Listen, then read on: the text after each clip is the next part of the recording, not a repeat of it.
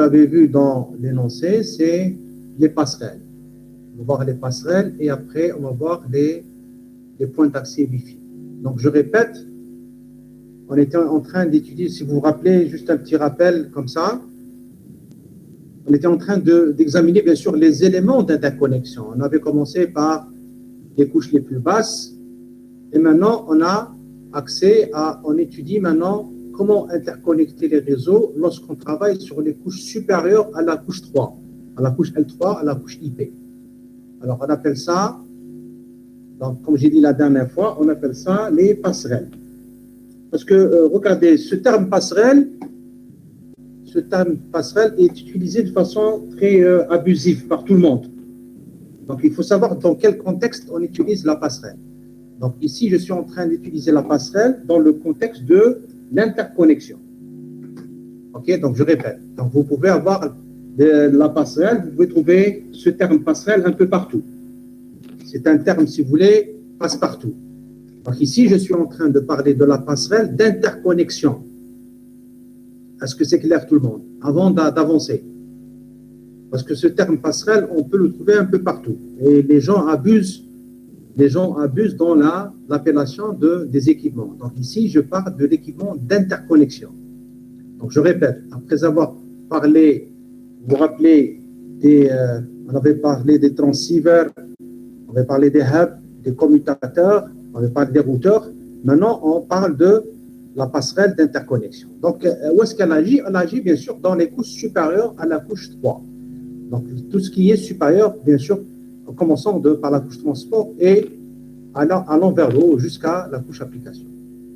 Donc, très bien, on a applaudi le petit paragraphe. Donc, vous avez dans les généralités, les passerelles mettent en relation des systèmes totalement hétérogènes. D'accord? Elles réalisent une adaptation des protocoles tels qu'une application d'un environnement A voit l'application distante dans l'environnement B comme si celle-ci appartenait au monde A. Allez-y voir figure 1.1. Voilà. Supposons qu'on a des applications qui sont dans le réseau X25, qui sont hébergées dans le host A et le host B, et vous avez des applications, d'accord, dans le côté IP network. Okay? Donc vous avez des réseaux totalement hétérogènes, qui ne sont pas des mêmes protocoles. Alors, comment on peut interconnecter les deux? Il faut les interconnecter non pas par ni un switch, ni un routeur, ni un transiné, ni un hub ou autre. On peut le connecter seulement par une passerelle. Donc, c'est une passerelle d'interconnexion de niveau supérieur à la couche 3. Donc, vous avez ici un petit exemple. Donc, vous avez d'un côté un environnement, vous avez un environnement qui est carrément X25, et de l'autre côté, vous avez un environnement TCP/IP. Et j'ai dit la dernière fois, vous ai donné, vous vous rappelez là, quel était l'exemple que j'ai donné la dernière fois? Un exemple concret qui existait en Algérie. J'ai donné un exemple réel. Rappelez-moi, s'il vous plaît. Quel était l'exemple de deux réseaux hétérogènes et qu'on devait interconnecter? Rappelez-vous. Est-ce que quelqu'un peut nous rappeler?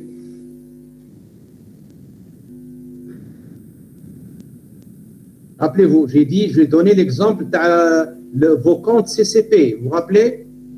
J'ai dit, vos comptes CCP, il y a quelques années, il y a encore dans quelques villes, ça fonctionne encore en X25. Ah d'accord, allez, vous vous rappelez? Mais l'application, c'était la consultation de compte. Donc la consultation de compte, d'un côté, vous, en général, vous êtes dans la partie IP, dans la partie réseau IP, network IP, n'est-ce pas? Et l'Algérie Post, à l'époque, elle avait son réseau de données était carrément entièrement en X25. Et il fallait, bien sûr, on pouvait consulter nos comptes. Si les gens se rappellent, il y a quelques années, avant qu'ils passent complètement à l'IP, c'était toujours possible de se connecter. Et comment est-ce possible? il y avait entre les deux réseaux, il y avait une passerelle, d'accord, une passerelle qui faisait, si vous voulez, la traduction, qui faisait le codage entre les deux. Elle transformait tout ce qui était X25 en IP et inversement. Donc, comme vous le voyez ici, c'est une passerelle entre l'environnement X25 et l'environnement TCP/IP. Est-ce que vous avez compris? Donc, ce n'est pas un routeur ni un switch qui va faire l'interconnexion. Vous devez avoir une passerelle d'application qui va faire, si vous voulez, la conversion des protocoles entre les deux.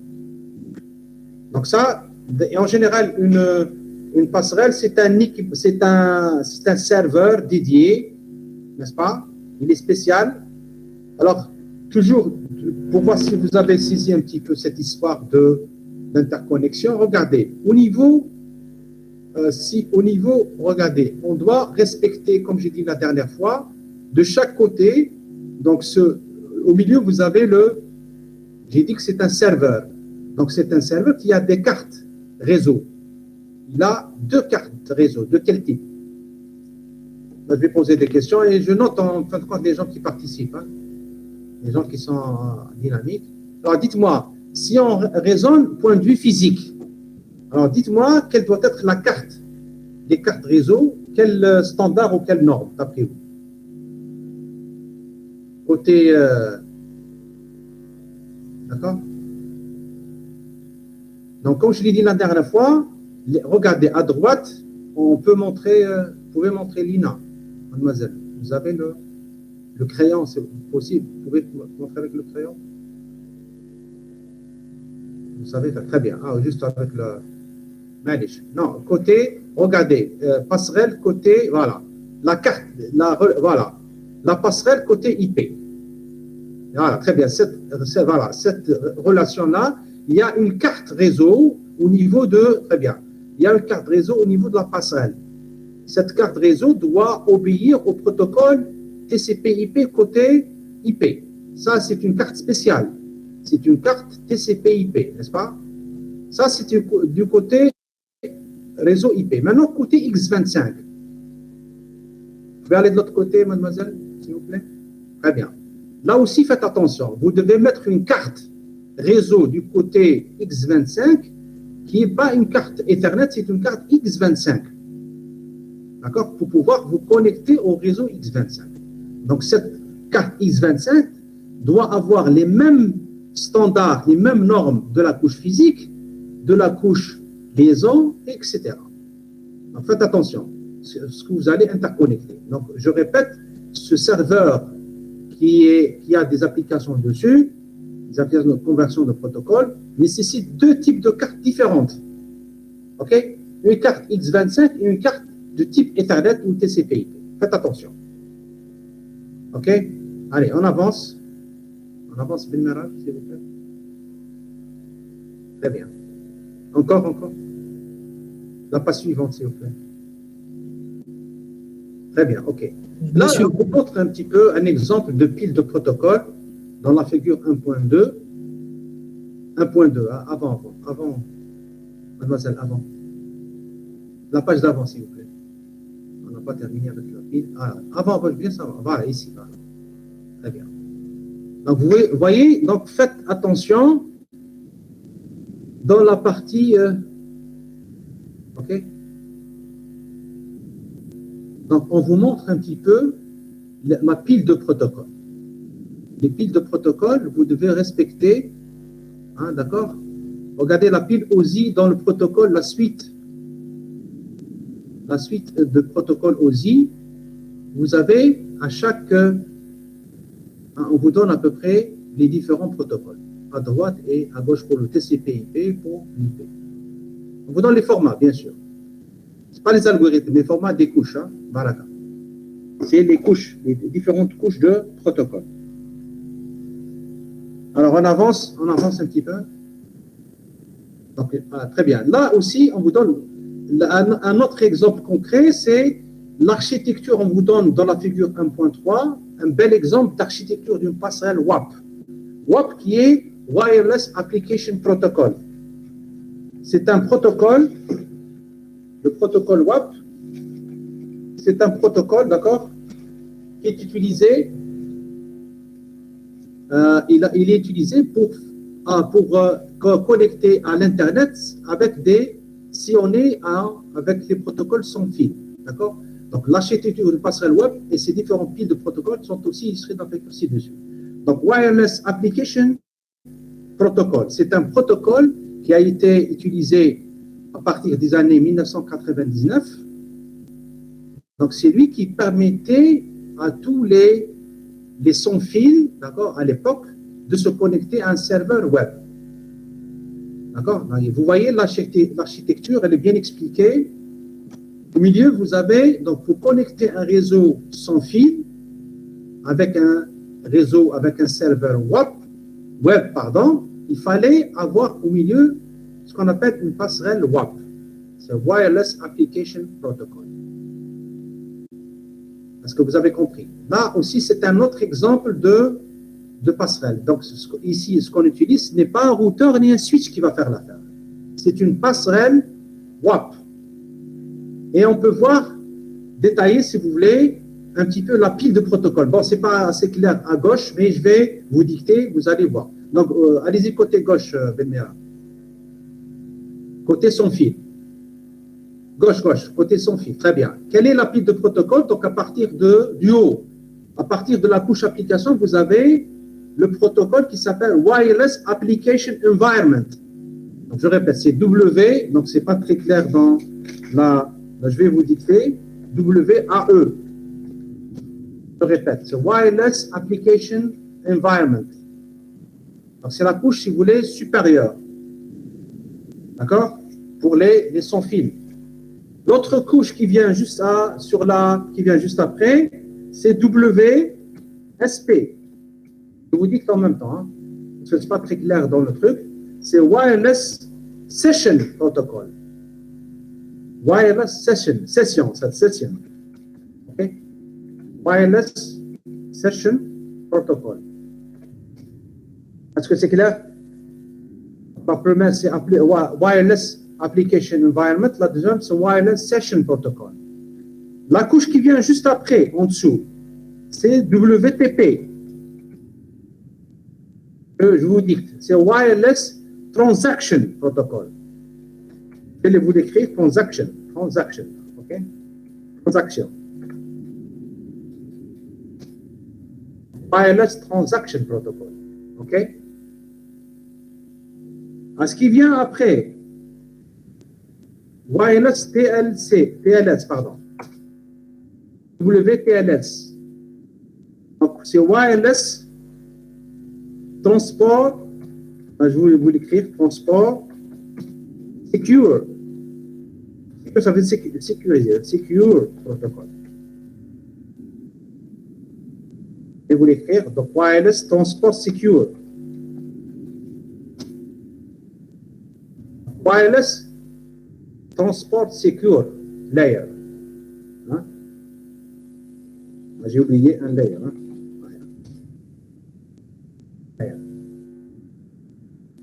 Wireless, voilà, Wireless Transport, très bien. Wireless Transport Layer Security, Secure, ok. Très bien, Gilles, c'est juste. Ok, Gilles, c'est juste, très bien. Donc tout le monde suit, c'est très bien. Alors, qu'est-ce qu'il y a après? La couche qui vient après, c'est WDP. La couche d'après, c'est WDP. C'est Wireless Datagram. Datagram.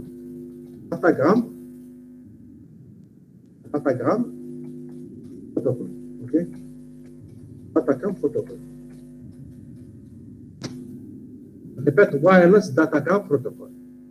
Et bien sûr, la couche qui vient juste après, alors dites-moi, c'est quelle couche normalement? C'est quoi cette couche? Je vous écoute. C'est la couche physique, n'est-ce pas? Et pour le wireless, quelle est la couche physique pour le wireless? Ah, c'est bien. Oui, précisément, c'est Barachou. C'est la couche radio. Très bien. C'est la couche radio. C'est la radio.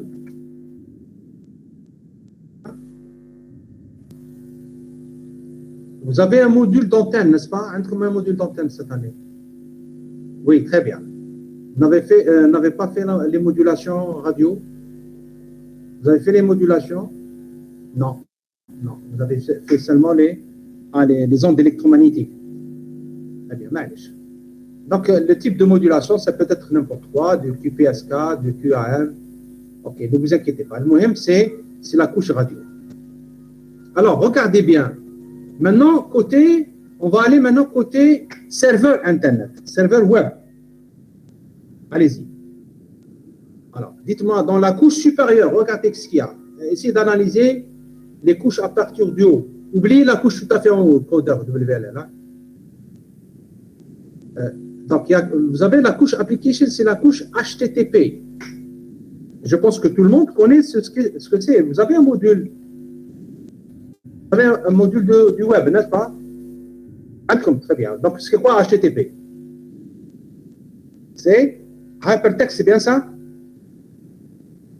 Hypertext, très bien, Baraka, très bien. Ok, donc vous connaissez, c'est une application, c'est un protocole d'application de la couche supérieure.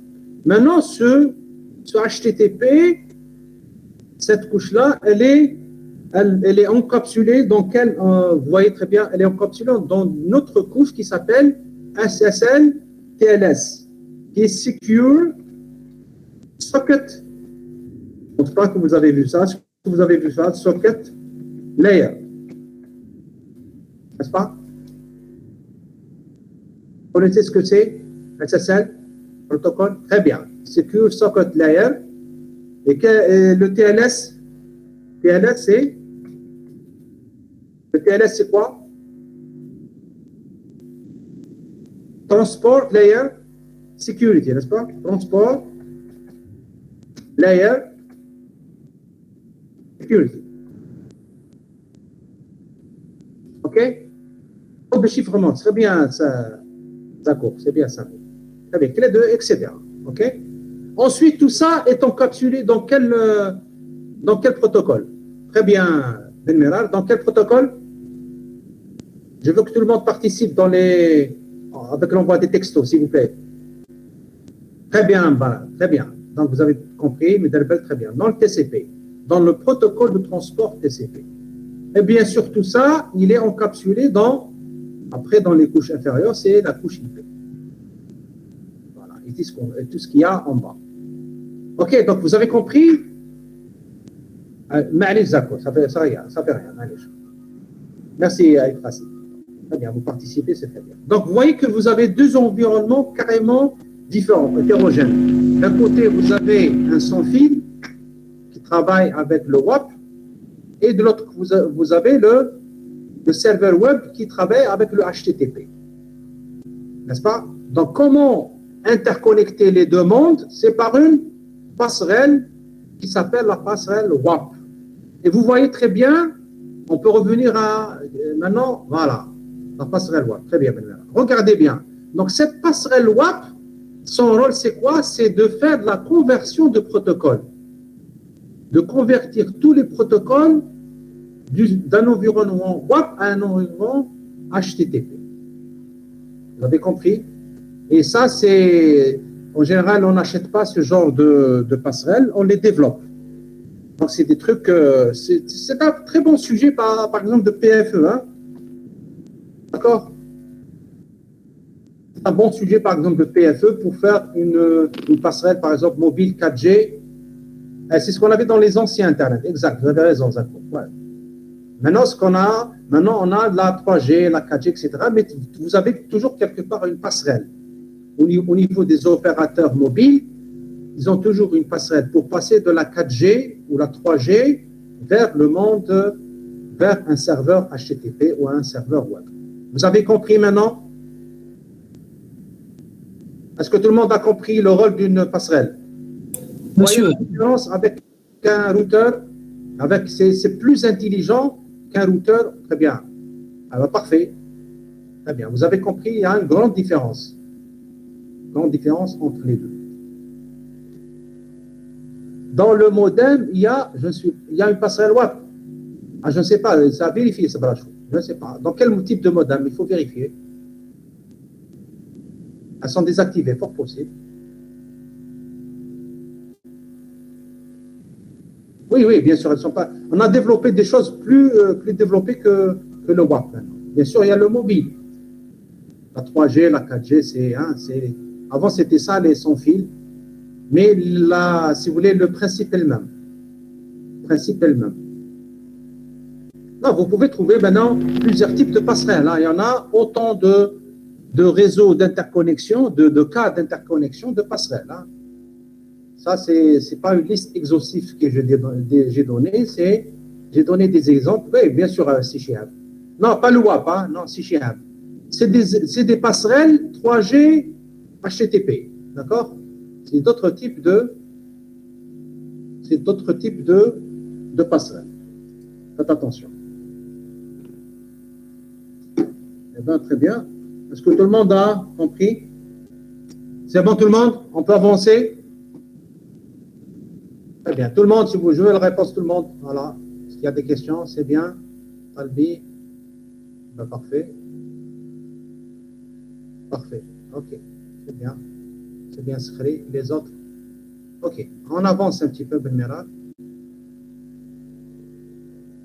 Voilà, on vous donne aussi dans la figure 1.4 ce que je viens de décrire, la pile de protocoles détaillée du protocole WAP.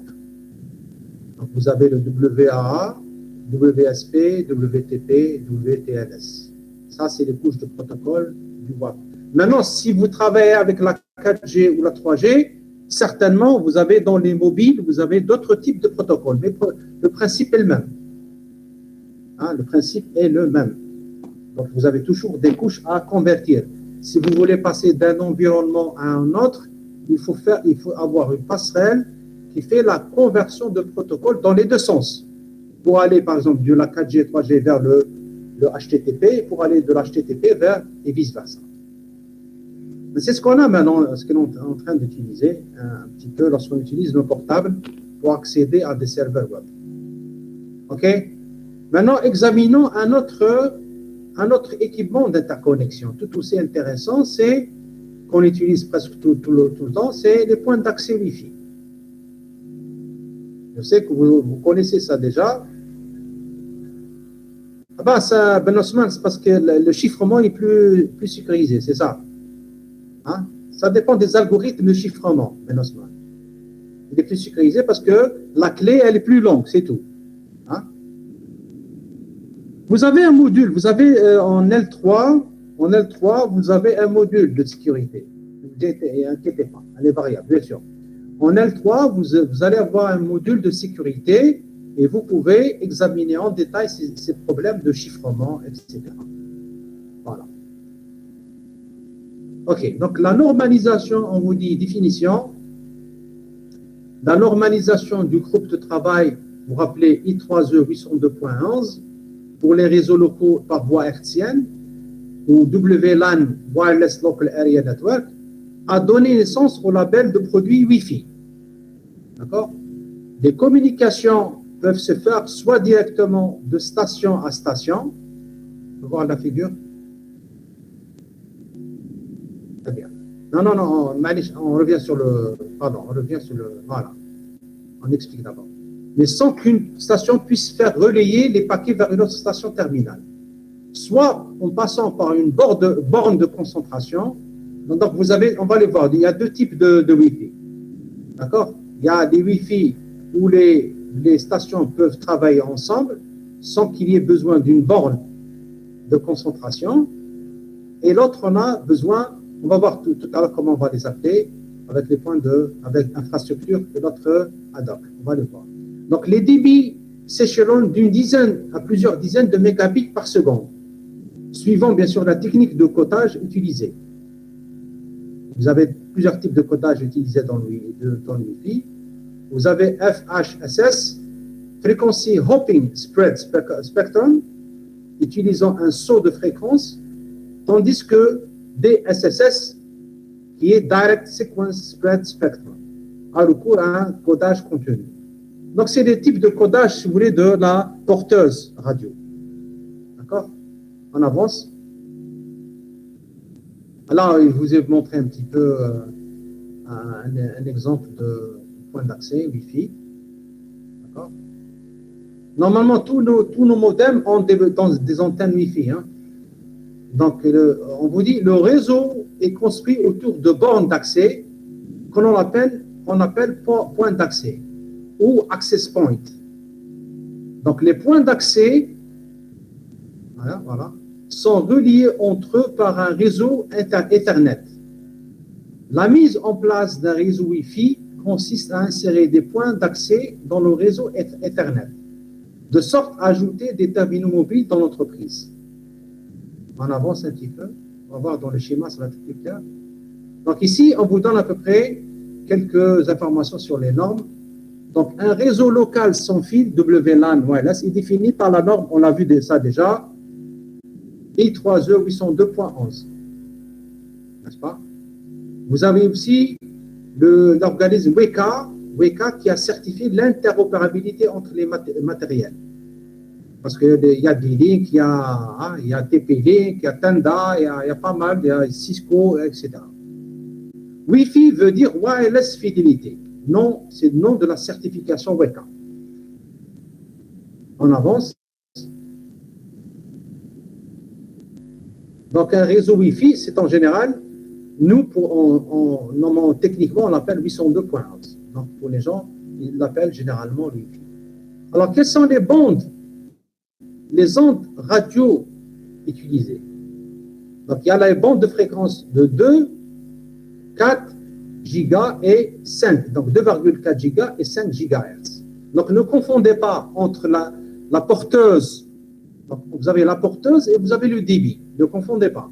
Ça, c'est à quelle fréquence fonctionne la porteuse. Donc, vous avez 2,4 gigas et 5 gigahertz. Pardon. Donc, rappelez-moi, puisque vous êtes en train de faire la propagation radio. Si on travaille dans les gigahertz, quelles sont les caractéristiques de l'onde en général? Elle devient comment? Est-ce que c'est la même chose que les mégas en termes de propagation?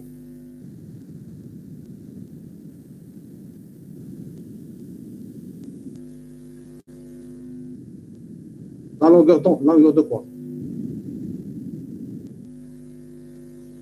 Hein? Qu'est-ce qui se passe lorsqu'une onde radio monte en fréquence? Comment elle se propage? Quelle est sa propagation? Ses caractéristiques de propagation. Plus large, qu'est-ce que ça veut dire?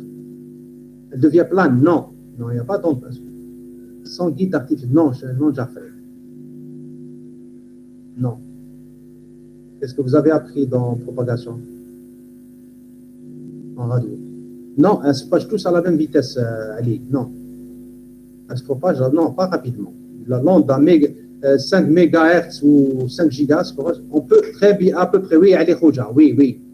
Donc, regardez, Ali Khouja a eu un semblant de réponse.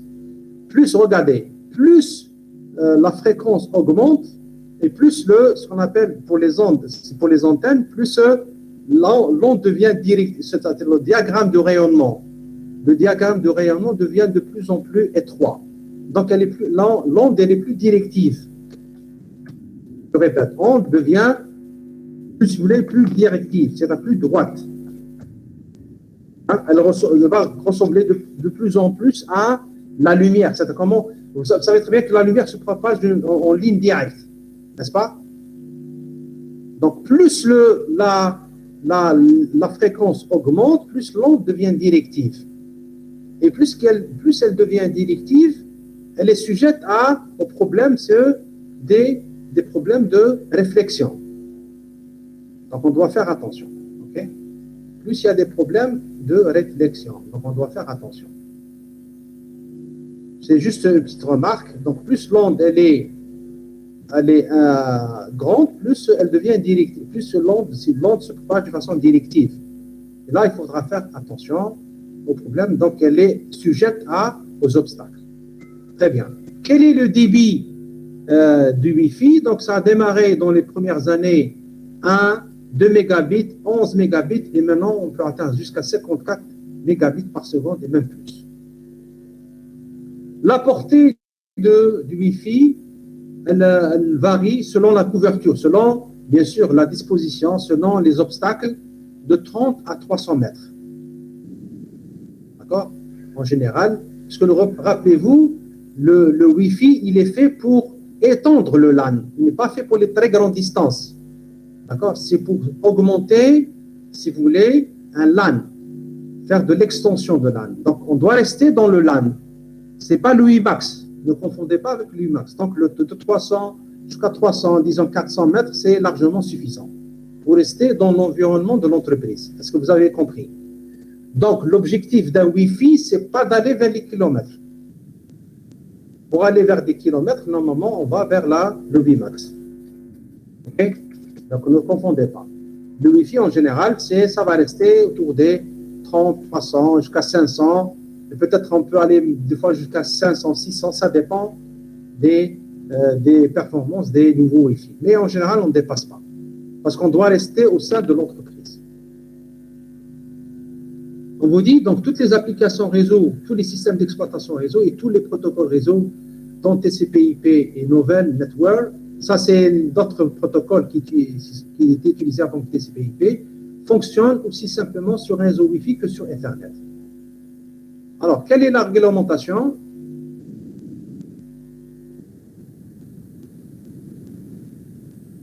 Donc, on vous donne, là, toujours, c'est la norme 802.11, les bandes de fréquences autorisées par le FCC et le ETSI, le MKK. Donc, FCC, c'est un organisme américain qui contrôle, il ressemble un petit peu à ce qu'on a maintenant, la RPC. Hein. C'est fédéral, je ne me rappelle plus, fédéral quelque chose, c'est un truc américain qui, lui, qui règle tout ce qui est fréquence. ETSI, vous connaissez l'ETSI, c'est European Telecommunication Standard. Très bien, merci Moussa, c'est Federal Communication Commission. Très bien. C'est un organisme qui contrôle tout ce qui est fréquence aux États-Unis. Donc, vous avez l'ETSI. MKK, je pense que c'est un organisme japonais, si mes souvenirs sont bons. Le MKK. OK? Donc, ça, c'est ce qui concerne la réglementation. Maintenant, la portée, on vous a dit 2,4 GHz, portée plus grande, 3 canaux distincts, nombre d'utilisateurs simultanés inférieur. On avance un petit peu. Donc, pour la Wi-Fi qui fonctionne à 5 GHz, donc la portée elle est plus faible. J'ai expliqué tout à l'heure. Donc, plus vous montez la fréquence, plus les directives, donc la portée elle est plus faible.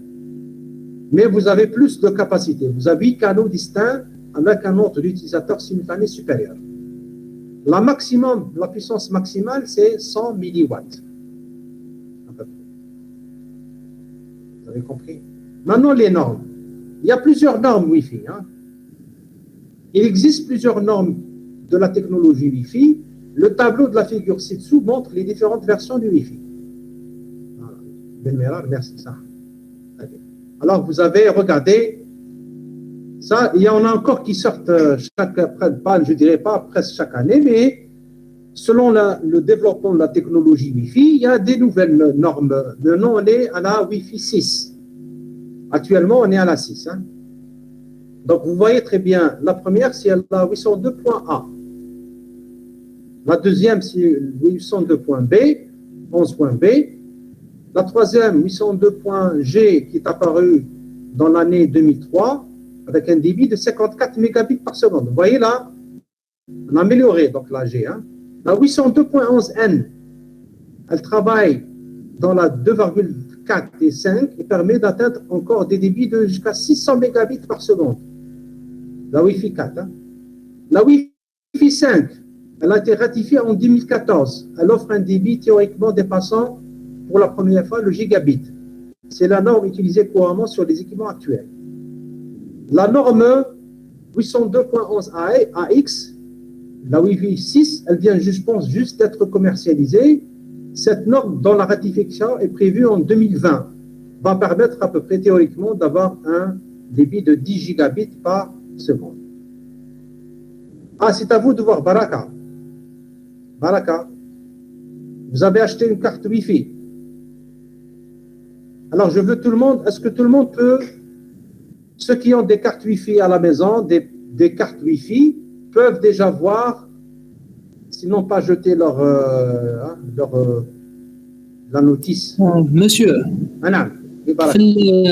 في لابواط تاع البي سي يكتب لك كاين من داك وين كاين دي بواط يكتبوا فيهم لا كارت Si les PC qui font avec le Wi-Fi, si parce qu'il y a des PC, moi j'ai pas de Wi-Fi dans mon PC. PC portable انا je parlais des PC portable, vous pouvez vérifier lequel, quel est votre Wi-Fi, Baraka.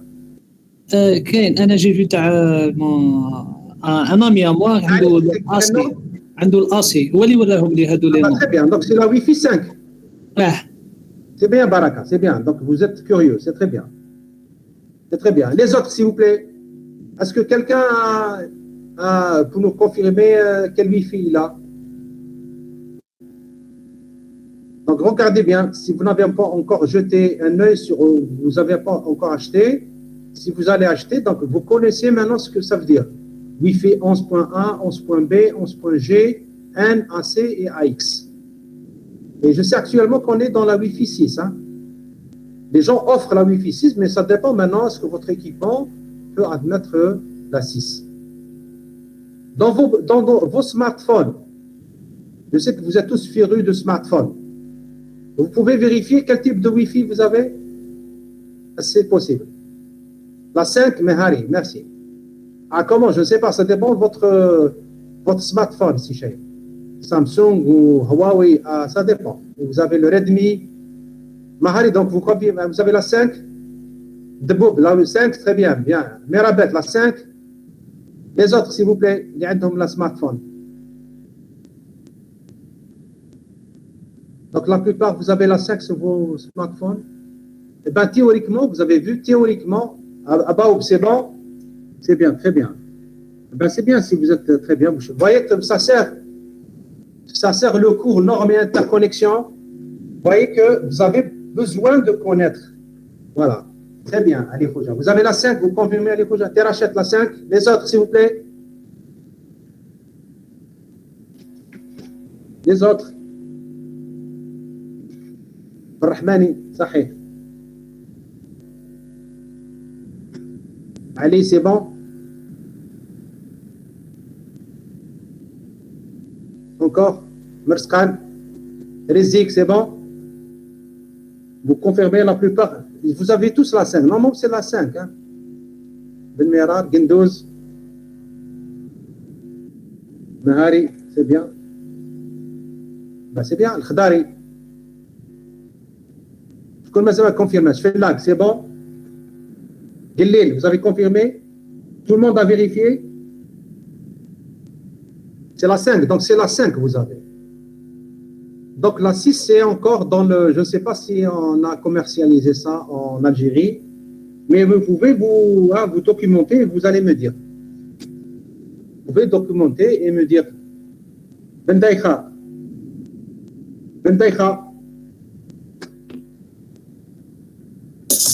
Oui, monsieur. Ah, vous venez d'arriver? Oui, monsieur. Qu'est-ce qui se passe? Je me suis endormi, monsieur. On est presque à la fin. Hein? Oui, monsieur, je sais. On est au tableau des normes Wi-Fi. Donc, on a dit il y a Wi-Fi 1, 2, 3, 4, 5 ici. Si j'ai dit, à vous de vérifier, chacun de vous doit me vérifier sur son portable, quel est le type de Wi-Fi qu'il a. Donc, ça, c'est facile à vérifier. Donc, vous voyez que la norme Wi-Fi, elle avance. Donc, elle évolue. Très bien. Sur l'iPhone 6, très bien, Ali Khouja. Merci, mademoiselle Marie. Ils ont la 6 sur la fille iPhone 12, ben, c'est bien. Ben, c'est bien. Donc, vous voyez là, le débit, comment il a augmenté. 10 gigabits par seconde. J'ai dit tout à l'heure, ne confondez pas le débit qui est bits par seconde avec la fréquence de la porteuse. C'est deux choses différentes. L'une, c'est une fréquence, l'autre, c'est un débit. C'est bon? Allez, on avance, Belmira, s'il vous plaît. Merci pour le partage. Très bien. Maintenant, la sécurité. La sécurité, bien sûr, entre autres, donc les premiers protocoles de sécurité, c'est le premier s'appelait le Wire Equivalent Privacy, qui est le WEP, WEP. Ensuite est apparu le WPA, Wi-Fi Protected Access. Ok? Ça, c'est les différents protocoles qui sont implémentés pour sécuriser le Wi-Fi. Aussi, il y a Authentication Server Radius. Tout ça, ça nous permet de les access control, laissez utiliser dans les routeurs pour augmenter un petit peu toutes ces histoires de sécurité. On avance un petit peu. Donc les nouvelles normes dans le Wi-Fi 802.11i va intégrer plusieurs nouveautés telles que l'AES et TKIP. Donc l'AES, c'est Advanced Encryption Standard. Ça, j'ai dit, vous allez aussi l'examiner dans votre module de sécurité. Donc, c'est un algorithme encore plus puissant qui s'appelle l'AES, qui va être implémenté dans la 802.11i. OK? Il est très utilisé, bien sûr, l'AES. Très bien. C'est bon? Donc, ça, c'est, si vous voulez, l'aspect sécurité, l'aspect sécuritaire du Wi-Fi, parce que, vous voyez, l'inconvénient du Wi-Fi, il est bien. Ça nous permet d'étendre notre réseau LAN, d'assurer la mobilité, mais l'un des inconvénients du Wi-Fi, il faut vraiment assurer la sécurité de votre connexion. D'accord? On avance. Alors, les modes opératoires. J'ai dit, on a examiné tout à l'heure, il y a deux modes opératoires dans le Wi-Fi. Donc, le standard 802.11 définit deux modes opératoires. Voir la figure 2.3. Le mode qui s'appelle le mode à infrastructure. Donc, c'est le premier.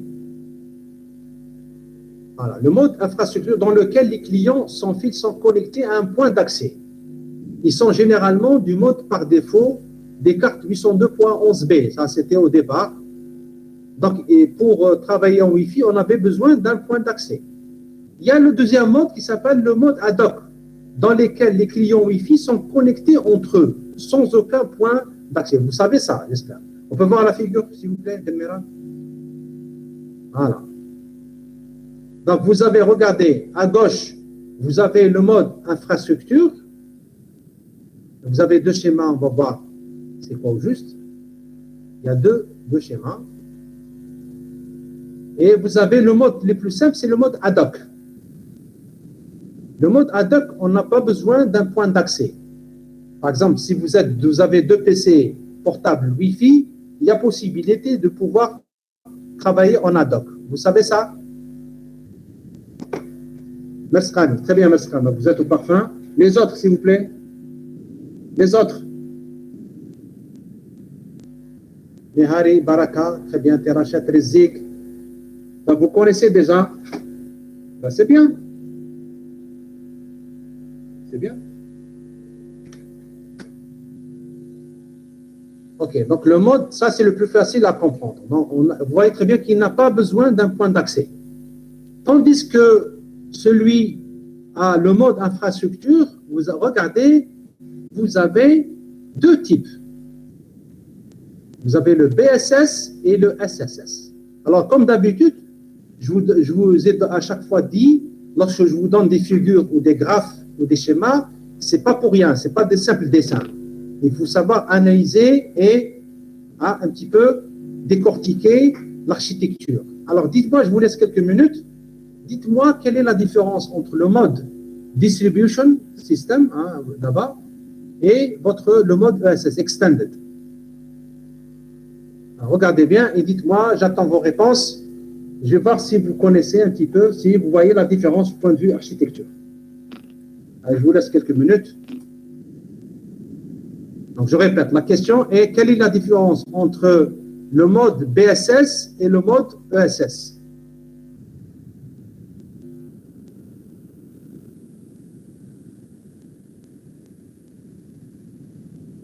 Pas la même topologie, oui. Vous avez raison, bien sûr. Les PC sont... Ah, très bien. Marabat, oui. Marabat, oui. Il y a deux points d'accès. Regardez, il y a deux points d'accès. Deux points d'accès. Les deux sont connectés au switch. C'est le réseau LAN.